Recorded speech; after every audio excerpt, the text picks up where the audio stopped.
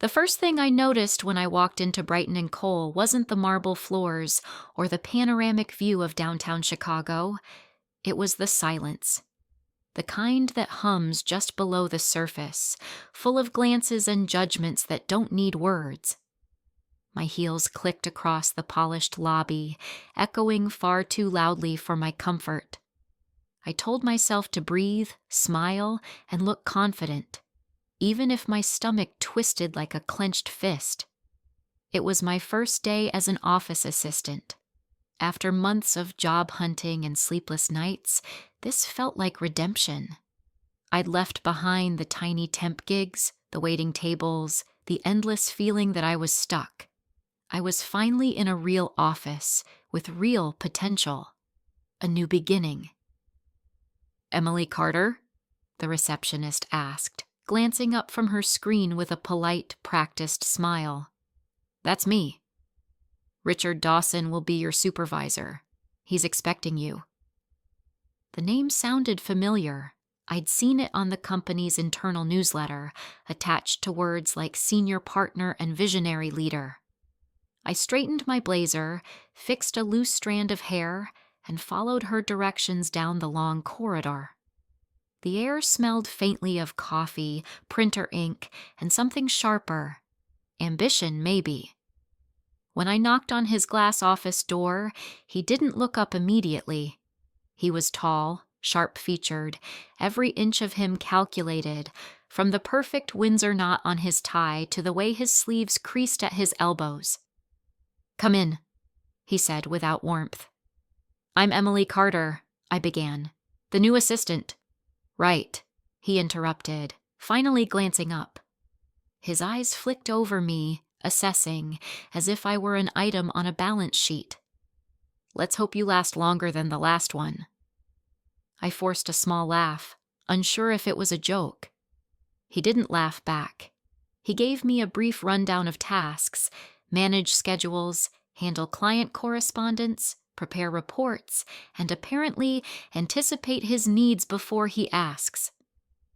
The last part sounded more like a warning than a suggestion. He didn't ask about me, my background, or why I was there. It was clear he didn't care. The first few hours passed in a blur of emails, paperwork, and quiet chaos. The phones never stopped ringing. The copier jammed twice. I tried to ask for help, but every time I approached someone's desk, they looked at me like I was interrupting a sacred ritual. One woman, sleek hair, cold smile, simply pointed at the manual without saying a word. By lunch, I was exhausted and hadn't spoken to a single coworker beyond, "Excuse me." I sat alone in the break room, picking at a salad, pretending not to notice the 3 analysts whispering by the vending machine. Every laugh felt directed at me, even if it wasn't. That afternoon, Dawson called me into his office again. "Miss Carter," he said, eyes still on his monitor, "the client report from Monday. It's missing the projected figures. I assume you'll fix that." I hesitated. "Sir, I wasn't here Monday. I just started today." He looked up slowly. "Then fix it anyway." I bit the inside of my cheek. "Of course." That was the moment I realized this place wasn't a team. It was a battlefield. Everyone was competing for something invisible, some validation that never came. And Richard Dawson was the general, ruling with charisma that turned to cruelty the moment you looked too closely. By the time I left the building that evening, my optimism had worn thin. The city lights outside blurred against the tinted glass, and my reflection looked older somehow. I told myself it was just first-day nerves. Every job had a rough start, right? The next morning, I arrived early, determined to prove myself. I wore my best blouse, brought homemade coffee, and forced a smile at every passing face. But the silence was the same. The glances were the same. Even the receptionist's polite smile felt slightly rehearsed, like everyone here had long forgotten how to be genuine. By noon, Dawson had already scolded me twice. Once for stapling a report the wrong way, and again for bringing him his latte with the wrong kind of milk. I didn't even know he drank oat milk. He didn't thank me once. Still, I worked. Harder than anyone. I stayed late, organized the supply room, cleaned the printer tray, even labeled his files alphabetically. I told myself if I just endured it long enough, things would change. But as I left that second night, the office empty, the city dark, I overheard two voices in the corridor. "New girl won't last a month," one said. "She's too soft," the other replied. "Dawson will eat her alive." They laughed, their voices fading down the hall. I stood there for a moment, my throat tight, my heart pounding. Then I walked out into the cold Chicago night, clutching my coat around me. The wind stung my eyes, but I kept walking, whispering to myself the same lie I always used when things got hard. Tomorrow will be better. But deep down, I wasn't sure I believed it anymore. By the end of my first week at Brighton Cole, I realized how quickly a person could disappear without anyone noticing. I wasn't new anymore, but I wasn't part of them either. I was there, physically, dutifully, yet I might as well have been made of glass. People passed me in the hallway without looking up. When I spoke, my words seemed to fall flat, dissolving before they reached anyone's ears. I told myself it didn't matter. If I worked hard enough, someone would eventually see me. Respect could be earned, right? Monday morning started like every other. The elevator was packed, but no one said a word. Phones rang in the distance, keyboards clicked in rapid sync, the music of productivity. I clung to it, to the illusion that I belonged among them. When I reached my desk, a stack of papers was waiting for me. No note, no instruction. Just there. I started sorting through them anyway. Halfway through, I realized they were last quarter's invoices, not mine to file. Before I could put them back, a voice cut through the air.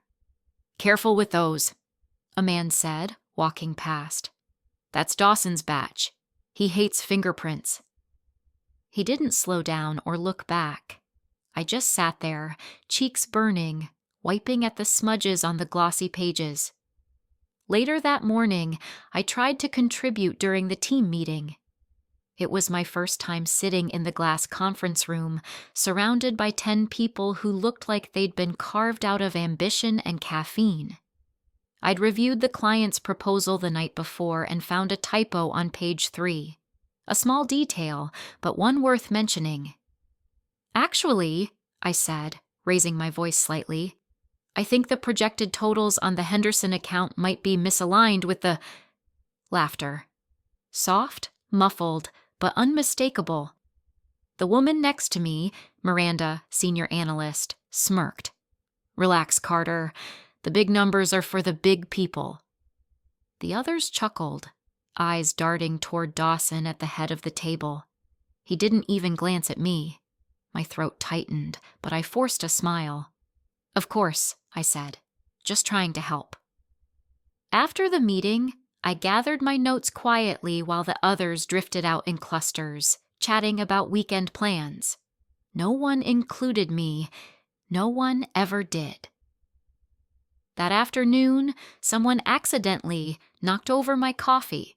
It splashed across my papers, soaking the corner of a report I'd spent hours formatting. "Oh God, sorry," said James from accounting, though his grin didn't look sorry at all. The others at nearby desks snickered behind their screens. I wanted to scream. Instead, I whispered, "It's fine," and grabbed paper towels from the break room. My hands trembled as I dabbed at the stains. Each day blurred into the next. Same faces, same dismissive laughs, same isolation disguised as indifference. I learned to predict their games. The accidental shoulder bump in the hallway, the whispered jokes just as I walked by, the way they went silent whenever I entered the break room. It wasn't loud bullying. It was the quiet kind. Death by 1,000 small humiliations. Once, during lunch, I caught my reflection in the microwave door. My eyes looked tired, older. I used to have warmth in them, the kind that believed in people. Now there was only dull resolve. I thought of the girl who walked in here on her first day, full of hope and coffee and crisp confidence. She was fading fast. One night after work, I stayed late to finish an overdue presentation that wasn't even mine. Miranda had accidentally left it on my desk with a sticky note. "You're better at formatting anyway." It was nearly 9 p.m. when I finally saved the file and leaned back in my chair. The office was quiet, the kind of quiet that feels like the world forgot you existed. Outside, the city glittered, alive and breathing. I watched the cars move like veins of light across Michigan Avenue and wondered what it would feel like to matter somewhere. When I finally packed up to leave, I noticed something scrawled on the corner of my desk pad in someone else's handwriting. "Smile more." Might help. I stared at it for a long time, my heart pounding with anger I didn't know what to do with. Then I tore the page off and shoved it into my bag. I didn't throw it away. I wanted to remember. I wanted proof that it wasn't all in my head. The next morning, Dawson passed by my desk and said, "You missed the client call yesterday." "I wasn't told about it," I said. He frowned, eyes narrowing. "You should know better than to wait for an invitation. Initiative, Miss Carter. Learn the word."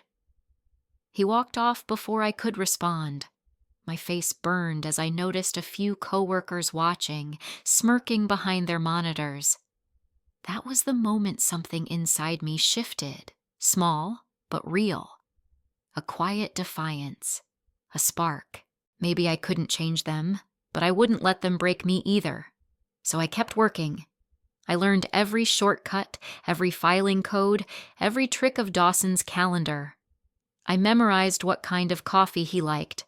Oat milk, 1 pump of caramel, no lid. I became efficient, precise, invisible, a ghost that kept the office running. But late at night, when I lay awake in my small apartment, staring at the ceiling fan spinning above me, I wondered how much of myself I was losing in the process. I wanted to believe this was just the beginning of something better. That being invisible now meant one day I'd shine brighter. But deep down, I could feel the truth crawling under my skin. This place wasn't building me. It was hollowing me out. Richard Dawson had a smile that could fool anyone who didn't work for him, that is. To clients, he was magnetic. He had that polished charm that made people lean in, trust him, hand over their accounts like he was doing them a favor.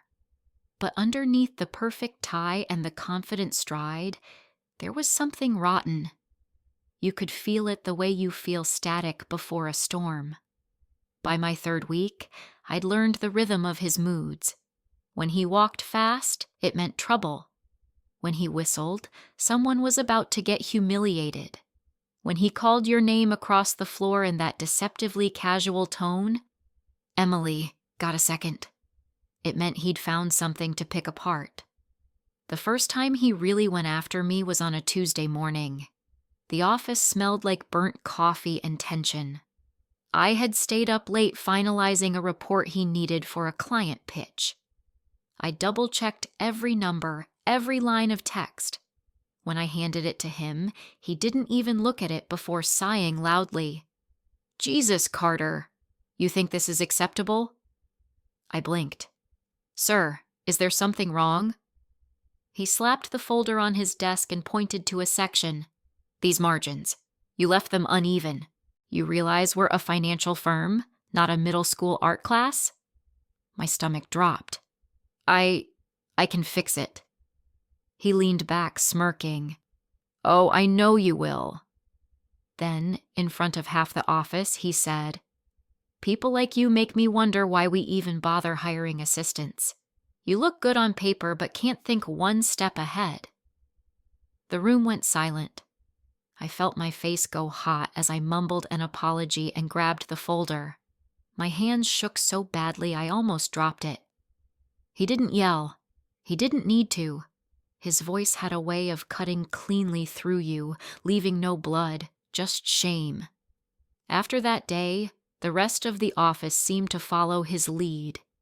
I became the designated scapegoat. If a report went missing, it was my fault. If the coffee was too strong, my mistake. If a client email wasn't answered fast enough, I was slipping. Once, when I tried to explain that an error had been made by accounting, Richard simply stared at me and said, "I don't care who made the mistake. I'm looking at the person who should have caught it." That's when I understood how power worked here. It wasn't about skill, it was about survival. Richard ruled by fear, and everyone bowed to it. Still, there was something else about him. Something that made me uneasy in ways I couldn't explain. His eyes lingered too long sometimes. When he stood close, it was too close. He'd brush past my shoulder at the copier, his hand grazing my arm like it was accidental, but I knew it wasn't. Once, he leaned over my desk to look at a document on my screen. His breath brushed my ear. "You smell nice today," he murmured. I froze, my hand gripping the mouse so tightly my knuckles turned white. "Thank you," I managed to say, though my throat was dry. He smiled, that same controlled smile. "Don't thank me for honesty, Miss Carter." Then he walked away, as if he hadn't just invaded my space and stripped a layer of my confidence away. After that, I started keeping a small notebook in my drawer, a quiet log of every time he crossed a line. I didn't know what I'd do with it, but writing it down made me feel less powerless. It was my proof that I wasn't imagining things, that the monster I saw behind his polished mask was real. The others knew. They saw it. But no one said a word. That's how he kept control, not just through intimidation, but through silence. Everyone was too afraid of becoming the next target. Miranda once whispered to me by the printer, "Don't take it personally. He's like that with everyone." "Does that make it okay?" I asked. She smiled thinly. "It makes it normal." Normal. That word lingered in my head long after she walked away. Late one evening, after most of the office had cleared out, I stayed behind to finish a proposal draft. I was halfway through when I realized Richard hadn't left yet. His office light was still on. The door opened, and his footsteps echoed across the quiet floor. "You work too hard," he said. His tone was lighter than usual, almost friendly. I didn't turn around. "Just finishing the Stratton file." He stopped beside my desk. "That's dedication. Not many people here have that." His compliment landed wrong. I could feel his eyes on me. My pulse picked up, my body tense. "Why don't you call it a night?" he said softly. "You've earned a rest." I nodded, closing my laptop quickly. "Good night, sir." As I gathered my things, he added, "You know, Carter, people underestimate you, but I see potential." I forced a smile, unsure whether to feel flattered or terrified. "Thank you, sir." He smiled back, slow, deliberate, and walked away. The sound of his shoes faded down the hall, but my heart didn't stop pounding. That night, as I rode the train home, I stared out the window at the blurred city lights. His words kept replaying in my mind. I see potential. Maybe it was meant as encouragement, but it didn't feel that way. It felt like a warning, and for the first time since I'd started, I wondered if this job, this so-called fresh start, was slowly becoming something far darker. I didn't know it yet, but Richard Dawson wasn't just a bad boss. He was a predator in a suit, and I was already trapped in his game. It was a Friday afternoon, the kind that should have felt like freedom. The office buzzed faintly with the end-of-week energy, people pretending to work while quietly planning their weekends. I was counting the hours too, though not because I had plans. I just wanted to escape. The week had been brutal. 3 late nights, 2 client calls that Dawson forgot to include me on, and 1 public dressing down over a typo that didn't exist. I had checked that report 6 times before printing it, but that didn't matter. When Richard Dawson wanted someone to blame, he didn't need facts. He needed a target. Around 3:30, I heard him call my name. His voice carried across the open floor, confident, sharp. "Carter, step into my office." Every conversation around me paused for half a second before resuming in whispers. I straightened my posture, took a breath, and walked in. He sat behind his desk, leaning back in his chair like a king on a throne. A half-empty coffee cup sat beside him, the same oat milk caramel blend I brought him every morning. He didn't look up from his computer. "Carelessness," he muttered. My heart skipped. "Excuse me?" He spun the monitor toward me. On the screen was the quarterly expense report, my report, with a red circle around 1 figure. "This number doesn't match the file accounting sent me," he said. "You double-entered a value." I frowned. That can't be right. I verified those figures yesterday. He finally looked up. His eyes were cold, focused, like he enjoyed watching the moment someone started to unravel. "Are you saying I'm wrong, Miss Carter?" "No," I said carefully. "Just that I'm sure the data was correct when I—" "Then explain this," he cut in, tapping the screen. I wanted to stand my ground. But the way he was looking at me, like a hunter deciding how long to play before the kill, made my throat tighten. "I'll fix it immediately," I said softly. He leaned back, smirking. "See that you do. We can't afford carelessness here." The word landed like a slap. Carelessness. He'd used it before, the same tone, the same deliberate cruelty. He wanted me to break, and he was getting closer. As I turned to leave, he added, "Oh, and Carter?" I froze. "Try not to cry this time. It's unprofessional." The room spun. I didn't respond. I couldn't. I just walked out, my vision blurring as I crossed the floor. I could feel eyes on me, people pretending to be busy but watching anyway, their silence as sharp as his insults. I went straight to the bathroom and locked myself in a stall. For a moment, I just stood there, gripping the sides of the metal divider, trying to breathe. My reflection in the mirror looked pale, hollow. The mascara I'd carefully applied that morning now smeared faintly beneath my eyes. I wanted to scream. I wanted to walk out, slam the door, and never come back. But instead, I splashed water on my face, reapplied my lipstick, and went back to my desk. Because that's what I always did. I endured. That night, when I got home, the city lights outside my apartment window felt distant, unreachable. My tiny 1-bedroom space, once a symbol of independence, now felt like a cage. I poured a glass of cheap wine, sat on the floor, and stared at the ceiling.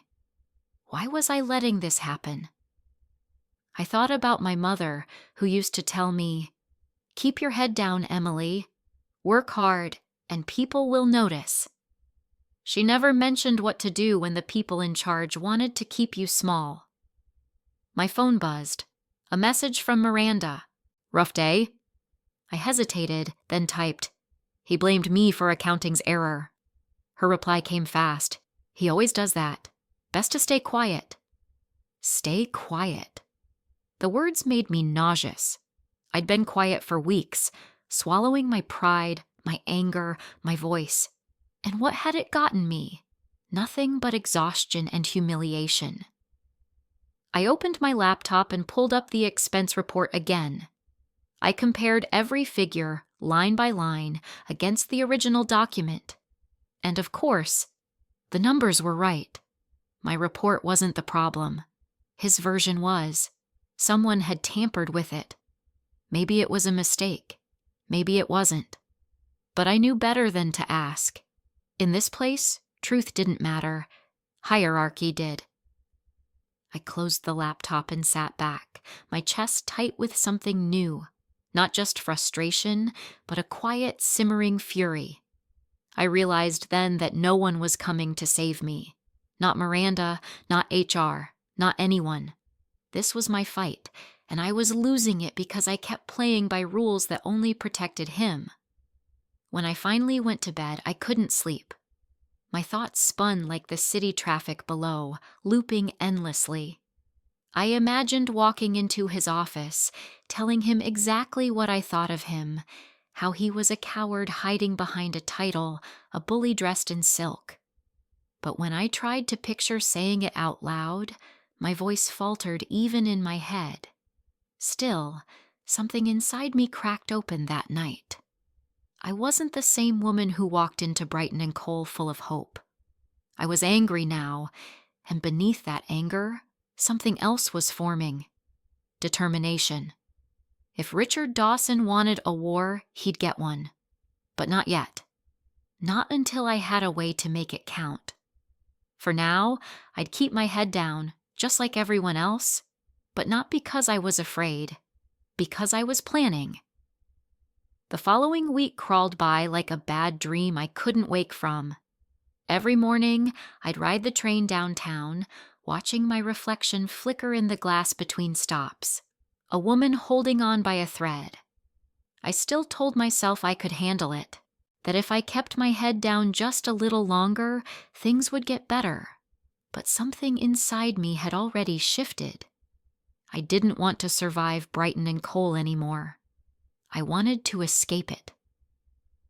That night, after another 12-hour day, I came home to the quiet hum of my refrigerator and the faint city noise below my apartment window. I kicked off my shoes, loosened my hair, and sat at the kitchen table with a mug of coffee that went cold before I even touched it. The thought came simply, like a whisper I'd ignored for too long. It's time to leave. It felt both terrifying and liberating. Leaving meant failure, or so I'd always believed. But staying meant erasing myself piece by piece until there was nothing left. So I opened my laptop. My resume hadn't been updated in over a year, but the moment I began typing, I felt something return. Control. Line by line, I rewrote myself into someone stronger than the trembling assistant who flinched every time Richard said her name. I deleted Brighton Cole from the experience section 3 times before forcing myself to keep it. Maybe one day it would serve as a reminder of what I'd endured. For now, it was just another scar in professional formatting. By midnight, I was scrolling through job listings. I filtered by office assistant, administrative, project coordinator, anything that didn't sound like hell. Most were either underpaid or demanding. But then I saw it. Sterling Dynamics, administrative associate, a tech firm, mid-sized, modern. The posting mentioned words I hadn't seen in months: collaboration, creativity, respect. I clicked apply before I could talk myself out of it. The next few days blurred together. I went through the motions at work, the filing, the endless corrections, the sarcastic smiles. Richard barely spoke to me that week, which was somehow worse. His silence felt calculated, like he was waiting for me to make the next mistake. On Thursday afternoon, my phone buzzed. An unfamiliar number. "Hello, is this Emily Carter?" "Yes," I said cautiously. "This is Karen Phillips from Sterling Dynamics. I received your application, and I'd love to schedule an interview for tomorrow if you're available." For the first time in months, I smiled without forcing it. "Yes," I said, trying to sound calm. "I'm available." When I hung up, I stared at my reflection in my monitor's black screen. Tired, yes, but alive.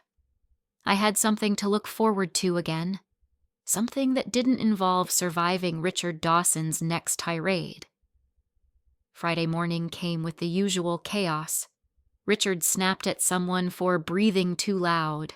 Miranda whispered gossip across the cubicles, and the office air was heavy with tension. But for me, everything felt lighter. My interview was set for 3 o'clock. I'd told Dawson I had a personal appointment, and he didn't care enough to ask. I arrived at Sterling Dynamics 20 minutes early. The contrast was immediate. The lobby was bright and open, filled with soft light and the faint sound of upbeat music. The receptionist greeted me like I mattered.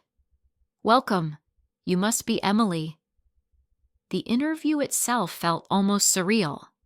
Karen, the hiring manager, actually listened when I spoke. She asked about my goals, not just my tasks. When I described how I'd handled difficult clients, she smiled and said, "That's exactly the kind of initiative we value here." Initiative. The same word Dawson had used to belittle me, but here it meant something completely different. By the time I left, I felt something I hadn't in a long time. Hope. Over the weekend, I tried not to obsess. I cleaned, did laundry, even went for a run. But every time my phone buzzed, my heart leapt.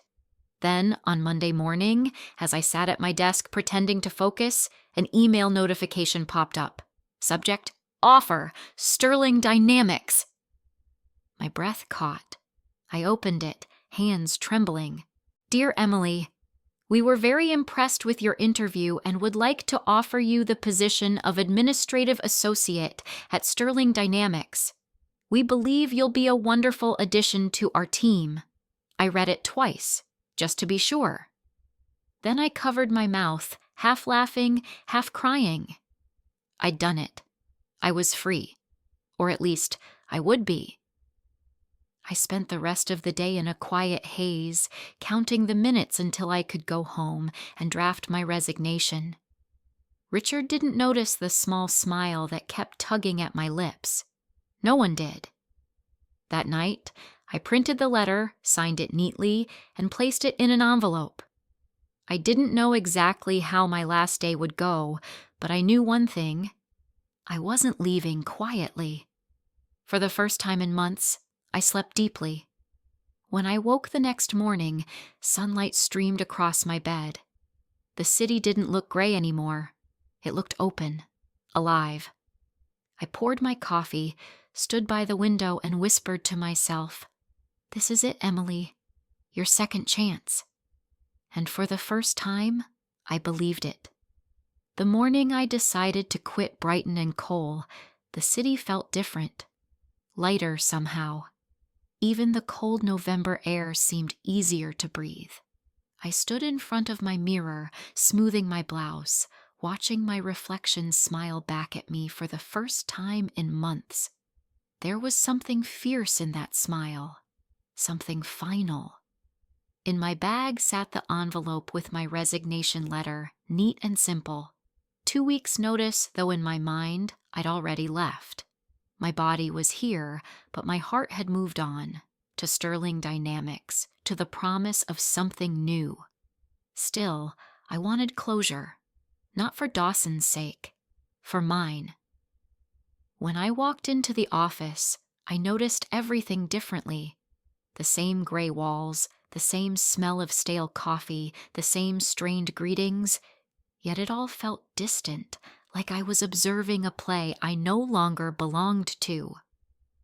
"Morning, Emily," Miranda said flatly without looking up from her screen. "Morning," I replied, matching her tone. I sat down, booted up my computer, and began tying up loose ends, cleaning folders, forwarding files, documenting passwords.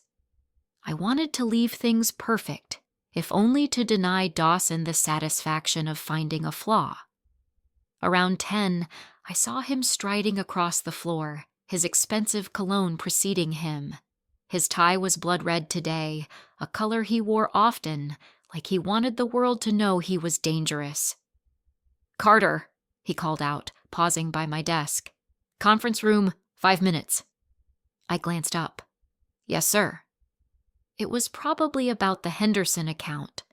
The client had complained about slow turnaround times, and Dawson would need someone to blame. As usual, that someone would be me. But this time, it didn't matter. I was already free. Inside the glass-walled room, Dawson paced with the restless energy of a man who thrived on control. 2 other team members sat at the table, silent, eyes lowered. "Carter," he said as I entered, "care to explain why the Stratton report still isn't finalized?" I blinked. "It is finalized. I sent it to your inbox last night at 8. He arched a brow. "Did you? Strange. I don't see it. I have the email timestamp if you'd like." He cut me off with a raised hand. "Excuses don't interest me. Results do." His tone was smooth, cold, the practiced cruelty of someone who enjoyed watching people squirm. The others avoided my eyes, pretending to read notes. I clenched my fists under the table. "I'll resend it immediately." "Do that," he said, leaning back in his chair. "And next time, try to anticipate issues before they arise. That's what I pay you for." Something inside me almost laughed. Pay me? The man who made my days hell had the nerve to talk about professionalism like he invented it. But I just nodded, keeping my expression calm. The meeting ended quickly, and as I left, I caught Miranda's sympathetic glance. She knew. They all knew. But sympathy from bystanders meant nothing when no one ever spoke up. By lunchtime, I had nearly everything wrapped up. My desk was clean, files organized, drawers empty except for one thing, the small notebook I'd been keeping. Inside were all the details I'd recorded, the comments, the lies, the accidents, the humiliation. A quiet record of every line he'd crossed. I ran my fingers over the worn cover. Part of me wanted to leave it on his desk like a confession he'd never read, but another part, the smarter one, knew to keep it. People like Richard Dawson always found ways to twist the truth. I wouldn't give him that chance. Around 3, I printed my resignation letter and placed it in a plain envelope. My pulse quickened as I slipped it into my drawer. I could have just left it there, but that would have been too easy, too quiet. I wanted to hand it to him myself, to look him in the eye one last time, not as his assistant, but as the woman who refused to be broken.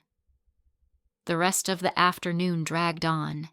He called me into his office twice for pointless corrections, each one thinner than the last. I played along, polite and composed, even as my patience wore thin. By 5, the office began to empty. Coats went on, computers shut down, laughter filled the hallways. For most people, it was the end of another week. For me, it was the end of an era. When I looked at Dawson's office, the light was still on. Of course it was. He always stayed late. Not because he needed to, but because control was his favorite addiction. I took a deep breath, grabbed the envelope, and stood. My heart pounded, not from fear, but from something stronger, anticipation. I knocked on his door. "Come in," he said, not looking up from his laptop. "Sir," I began evenly, "I wanted to hand you this personally." He glanced at the envelope and smirked. "What's this? Another apology?" "No," I said. "My resignation." That got his attention. He looked up, eyes narrowing. "You're quitting?" "I'm moving on," I said simply. He leaned back, studying me, the corner of his mouth twitching like he couldn't decide whether to laugh or get angry. Well, well. I didn't think you had it in you. I guess you didn't know me as well as you thought." He didn't reply, just watched me with that calculating stare, the one that had once made me shrink, but now only fueled me. "Good luck, Miss Carter," he said finally. "You'll need it." I smiled. "No, Mr. Dawson, I think you will." Then I turned, walked out, and didn't look back. Tomorrow, I'd start my new job at Sterling Dynamics, a clean slate, a fresh beginning. But tonight, I'd let myself savor this moment, the quiet triumph of finally reclaiming my power. One last day, one last goodbye, and I was free. My last day at Brighton Cole was supposed to be simple: hand over the files, clear my desk, and walk out quietly. I had no intention of making a scene, but fate, it seemed, had other plans. The morning began smoothly. The sky outside was gray, but for once, it didn't bother me. I arrived early, wanting to avoid the usual chaos. My resignation had already been processed. HR had confirmed my final paycheck, and my access badge would deactivate by evening. I was almost done. Almost. I spent the first few hours finishing the last bits of paperwork. Miranda hovered near my desk a few times, curiosity in her eyes.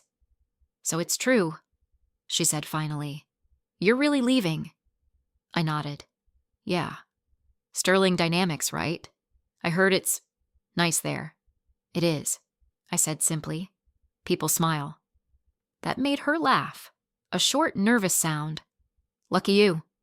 She walked away before I could respond. Maybe she wanted to say more but didn't dare. People here rarely did. Around noon, Dawson's assistant, his new assistant, a timid intern named Chloe, appeared at my desk, clutching a notepad. "Mr. Dawson wants to see you," she said, her voice barely above a whisper. Of course he did. I took a slow breath and stood. My heart thudded steadily, not with fear this time, but with anticipation. There was only one loose thread left to tie, and it wore a $1,000 suit. When I walked into his office, he was leaning back in his leather chair, arms crossed, a smirk already waiting for me. "Emily," he said smoothly, "I hear today's your big send-off." "That's right." He gestured toward the chair across from him. "Sit." I didn't move. "I'll stand, thank you." His smile widened, amused. "Still stubborn, I see. You know, you really should have stayed. I was just starting to train you properly." "I think I've had enough of your training," I said. He tilted his head. "Careful, Miss Carter. Don't let bitterness ruin your farewell. You've done adequately here." I let out a quiet laugh. "You mean I survived you?" That wiped the grin off his face. For the first time, he looked slightly thrown off. "Excuse me?" "You heard me," I said. "You spend your days humiliating people because it's the only way you can feel powerful. But here's the thing, Richard. It only works if people care enough to listen. I don't anymore." His jaw tightened. "Watch your tone." "Or what? You'll fire me? I'm already gone." He stood slowly, circling his desk. "You think leaving makes you brave? You're walking away because you couldn't handle it here, because you're weak." I met his gaze. "No, I'm walking away because I finally remembered I'm worth more than this." He stepped closer, invading my space the way he always did, the way that used to make me shrink back. But not today. Today, I didn't flinch. "You should be careful what bridges you burn," he said softly. "This industry is smaller than you think." I smiled, calm and steady. "So is your reputation." For a heartbeat, the air between us went still. His eyes darkened, not with anger, but with disbelief, like he couldn't comprehend that I was no longer afraid. Then his voice dropped lower. "You've got some nerve, Carter. Maybe that's why I hired you in the first place. You had potential." "That's funny," I said. "You spent months trying to convince me I didn't." He smirked faintly. "I was testing you. Then congratulations, I said coldly. You failed. He blinked, and for once, he didn't have a quick retort. The silence that followed was heavy, full of all the things we both knew but would never say. His cruelty, my endurance, the unspoken truth that he thrived on breaking people just to see if they'd beg. I stepped closer, closing the distance he'd always used as a weapon. I used to be scared of you, Richard, but now I see what you really are. A man who hides behind authority because he's terrified of being ordinary. His mouth opened, but no sound came out. I'm not your assistant anymore, I continued. I'm not your scapegoat or your punchline. I'm done being the one you take your insecurities out on. Then I turned toward the door. But as I reached for the handle, he said quietly, You'll regret this. I stopped, looked back over my shoulder and said, I already did. Every day I worked here.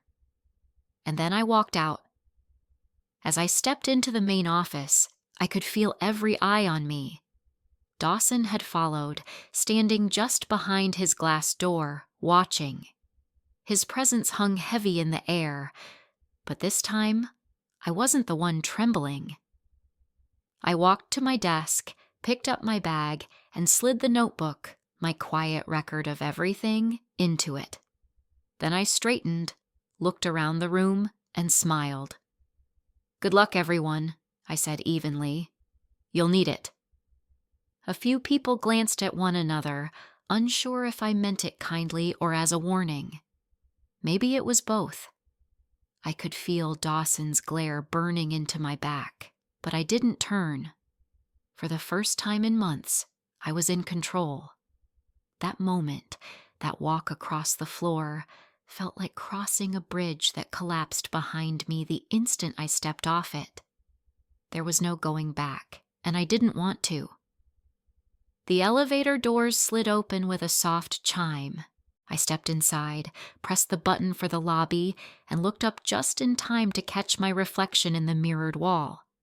I looked calm, unshaken, alive. As the doors closed, I whispered to myself, That's over. But I knew it wasn't. Not quite. Because people like Richard Dawson didn't just fade away. They waited. They watched. And something told me he wasn't finished with me yet. I didn't plan for it to happen that way. I didn't wake up thinking I'd finally snap, that the months of quiet humiliation and bottled anger would boil over. But sometimes life gives you a choice between breaking down and breaking through. And I was done breaking down. It was my last hour at Brighton Cole. My desk was cleared, my badge clipped to the resignation letter I'd left with HR. All that was left was to return my office key. One last trip into Dawson's kingdom. The door to his office was half open. I knocked once. Come in, he said without looking up. He was typing something, his posture rigid, his jaw tight. Maybe HR had already notified him about my final paperwork. Maybe he didn't like that I'd slipped away on my own terms. I placed the key on his desk. That's the last of it. He glanced up, his mouth curving into that familiar, mocking smile. Leaving early? Figures. You've always been one for the easy way out. My pulse quickened, but I kept my tone even. I finished everything. There's nothing left to do. He leaned back, folding his hands behind his head. Oh, I'm sure you think that. But the real world doesn't hand out gold stars for quitting, Carter. You'll learn that soon enough. I stared at him.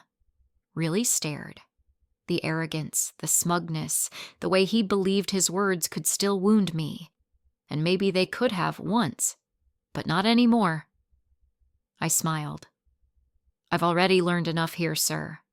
Mostly what kind of man I don't want to become. The flicker in his eyes, that brief moment when the facade cracked, was worth every sleepless night I'd endured. Watch yourself, he said quietly. You're still young enough to ruin your reputation before you even start. I took a slow step forward. And you're old enough to know when you've already ruined yours. That did it. His face hardened. You're out of line. I've been out of line since the day I started here, I said. At least according to you. But here's the truth, Richard. I was never the problem. He stood abruptly, palms flat on the desk. You want to test me? After everything I've done to keep this place running? I laughed, a sound that surprised even me. Running? You've poisoned it. Everyone walks on eggshells because of you. You don't lead people. You crush them. His nostrils flared. Get out. I didn't move. No, not until I say what I came here to say. He froze, stunned by the defiance. I took another step, close enough to see the faint lines around his eyes, cracks in the armor of his ego. You called me careless, weak, replaceable. Maybe you even believed it. But I'm still standing here, and you're still the same insecure bully hiding behind your title. Enough, he snapped. I didn't stop. You made me doubt myself. You made me afraid to speak, afraid to breathe wrong. But the only person who should be ashamed here is you. His face went red. You're out of your mind. Maybe, I said, my voice trembling, not from fear, but from years of restraint. Or maybe I finally found it. For a moment, we just stared at each other. The office was silent except for the faint hum of the air conditioner and my heartbeat pounding in my ears. Then he smirked again, that cruel little twist of the mouth. You're emotional, Carter. That's why you'll never last anywhere. The world doesn't reward temper tantrums. That was when something inside me, something buried deep and heavy, snapped clean in two. I looked down at the wooden mop leaning against the corner wall. The janitor must have left it there after cleaning earlier. I walked over, picked it up slowly, feeling its weight in my hands. Emily, he said, suddenly cautious, his tone shifting. Don't be stupid. I turned back to him, calm and steady. You want to see emotional, Richard? Here it is. Before he could move, I swung the handle across his back. The sharp crack echoed through the office like thunder. He stumbled forward, cursing, grabbing at the desk for balance. Gasps erupted from outside, the sound of people turning, eyes widening behind cubicle walls. The silence that followed was almost holy. I dropped the broken handle, breathing hard. I can handle my job, I said quietly. But you clearly can't handle being human. He spun around, fury flashing in his eyes. You're insane. Maybe, I said, but at least I'm free. For a long, unbearable second, we just stood there, me, trembling but unbroken. Him, he red-faced and speechless. The power he'd lorded over me for months was gone. I could feel it, like a chain snapping off my chest. Then I turned, walked out of his office, and faced the stunned faces of my coworkers. No one spoke. Miranda's mouth was slightly open. James from accounting looked like he might drop his coffee. I walked past them all, calm and deliberate, like a soldier leaving the battlefield. When I reached my desk, I picked up my bag, slid my notebook inside, and stood tall. The entire floor was silent. No laughter, no whispers. Just the sound of my heels tapping against the carpet as I headed for the elevator. For the first time, their silence wasn't cruel. It was respect. And as the elevator doors closed behind me, I realized something profound. Sometimes you don't need anyone to stand up for you. Sometimes you just need to stop standing down. The elevator doors closed with a soft metallic click, sealing off the chaos above. For a moment, I just stood there, breathing hard, the weight of what I'd done settling in. My hands were still trembling, though I wasn't sure if it was from adrenaline or relief. Maybe both. The polished walls reflected my face, flushed, wild-eyed, alive. I'd just struck my boss with a mop handle. That should have terrified me. It didn't. It felt like exhaling after months of holding my breath. When the elevator reached the lobby, I walked out slowly, deliberately. The receptionist looked up, startled.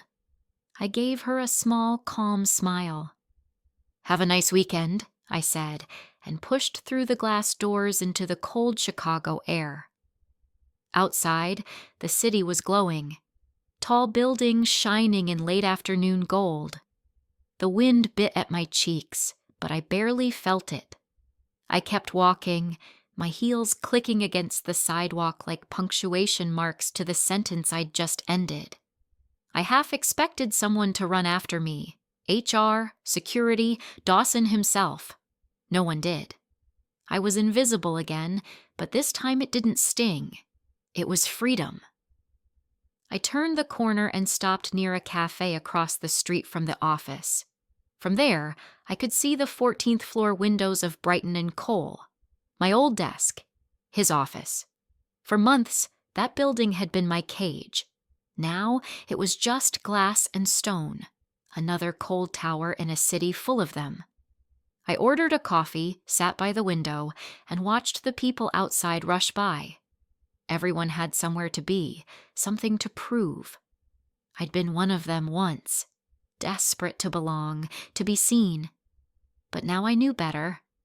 Some places didn't deserve your best. Some people didn't deserve your silence. As the caffeine hit, the initial rush began to fade, replaced by a strange calm. I replayed the moment in my head. The look on Dawson's face when the handle cracked across his back, the stunned silence of the office.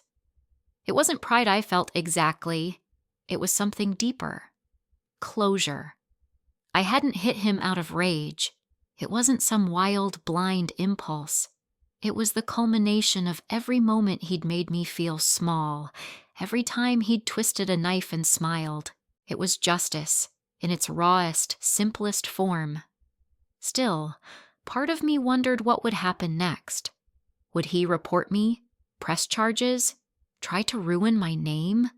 Maybe. Probably. But even if he did, I wouldn't regret it.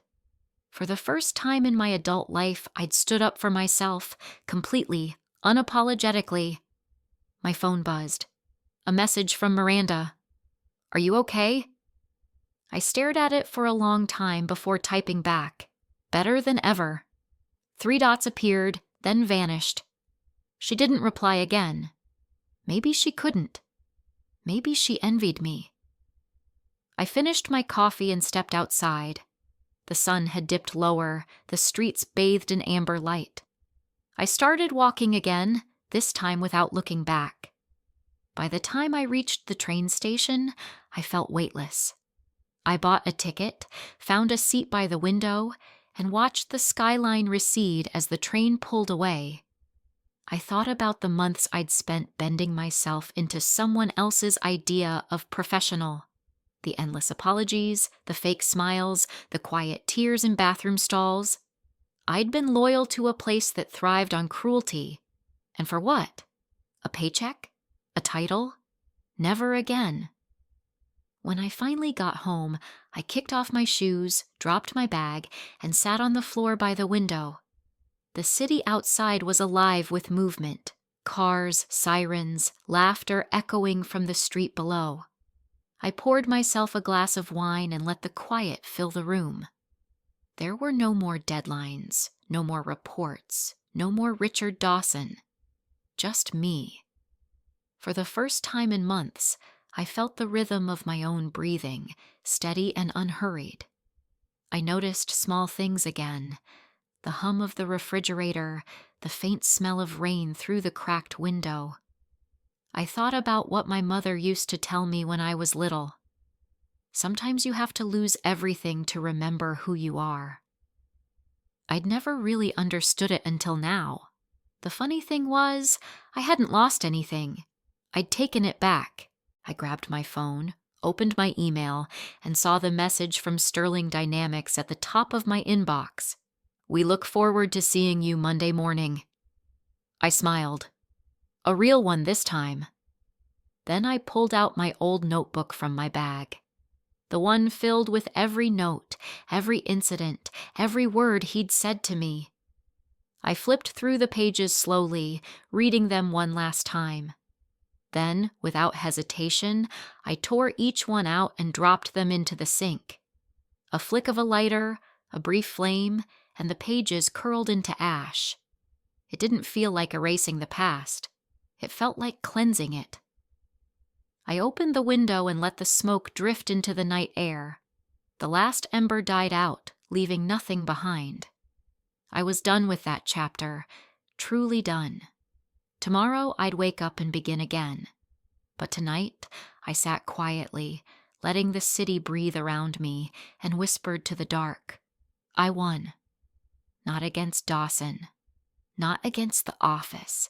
Against the part of me that ever thought I was powerless. A month later, I almost didn't recognize the woman in the mirror. The dark circles were gone, the tension in my shoulders replaced by something rare. Ease. My mornings no longer began with dread.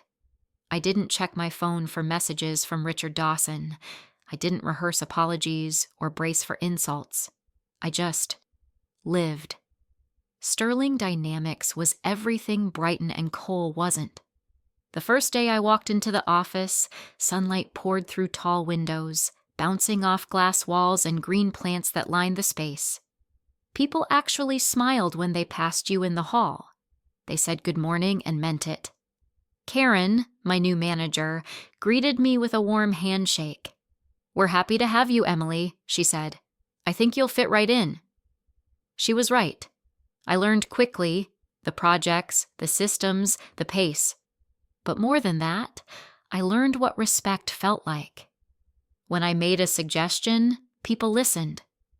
When I spoke in meetings, no one rolled their eyes. If I made a mistake, it was corrected, not weaponized. The first week, I caught myself flinching every time someone said my name too sharply. Old habits die hard. But no one raised their voice. No one used sarcasm as a blade. Slowly, my body began to trust the quiet again.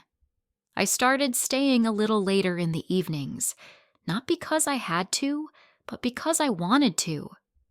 The office after hours was peaceful, filled with the hum of computers and soft music from someone's speaker. One night, as I packed my bag, Karen stopped by. "You know," she said, smiling, "you don't need to prove yourself here. You already belong." Her words hit deeper than she probably realized. For so long, I'd been trying to earn belonging like it was a prize. Now, for the first time, it felt like a given. Still, there were moments, quiet flashes of the past that caught me off guard. Sometimes I'd see a man in a tailored suit and feel my stomach twist before my mind caught up.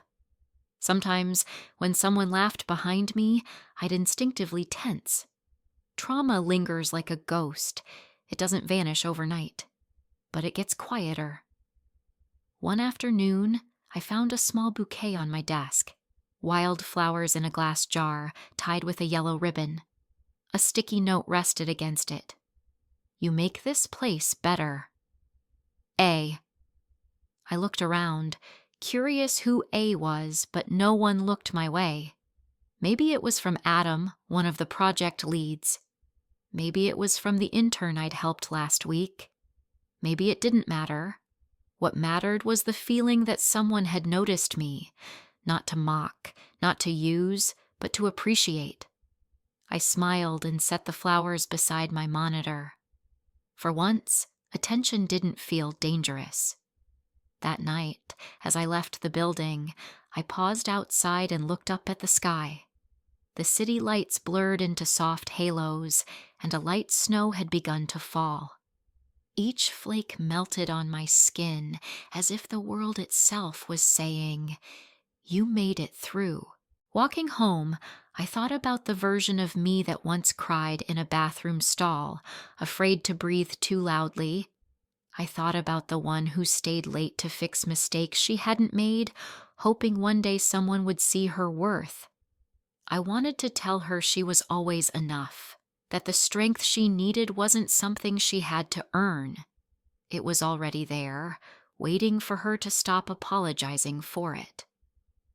When I reached my apartment, I made a cup of tea, sat by the window, and watched the city move below. Somewhere out there, Richard Dawson still existed, probably sitting behind his glass desk, finding new targets, convincing himself he was untouchable. But he no longer occupied space in my head. He was just a lesson now, one I'd already learned. I opened my laptop and began typing again. Not resumes this time, but something for me. A journal entry, maybe. A record of everything I'd endured and how it had shaped me. Words poured out, raw, steady, honest. When I finished, I read the last line aloud. Respect doesn't come from others. It begins with yourself. It wasn't just a line. It was truth. The next morning, I walked into Sterling Dynamics with that sentence still echoing in my head. As I passed the front desk, the receptionist smiled. "Morning, Emily." "Morning," I said, returning the smile and meaning it. At my desk, the flowers were still there, fresh and bright. I sat down, turned on my computer, and felt something I hadn't in a long time. Not relief, not escape, peace. Because sometimes a fresh start isn't about running from the past. It's about realizing you deserved better all along and finally giving it to yourself. I leaned back in my chair, watching the morning sun spill across the office. For the first time, I wasn't waiting for something bad to happen. I was just living, and it was enough.